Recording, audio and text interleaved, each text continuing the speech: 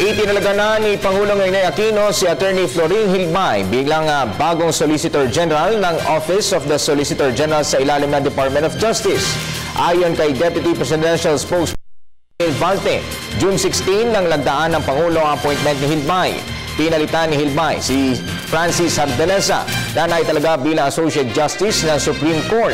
Nauna na rin naitalaga ng Pangulo si Hilbay bilang Acting Solicitor General nang mabakante ang pwesto ni Hardaleza.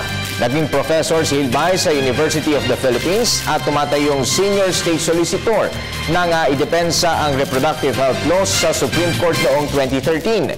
Inawakan rin ito ang usapin ng Disbursement Acceleration Program, Priority Development Assistance Fund, Enhanced Defense Cooperation Agreement at ang Bangsamoro Basic Law. Nagtapos ito ng Economics sa Santo Tomas noong 1995 at nakakuha ng law degree sa UP noong 1999. Siya ang nanguna sa 1999 bar exams. Inappoint na po ng Pangulong Aquino bilang Solicitor General sa Office of the Solicitor General sa ilalim po ng DOJ si Attorney Florin T. Hilbay. Siya rin po yung acting Solgen po natin. So pinirmahan po ng Pangulo yung appointment June 16, 2015.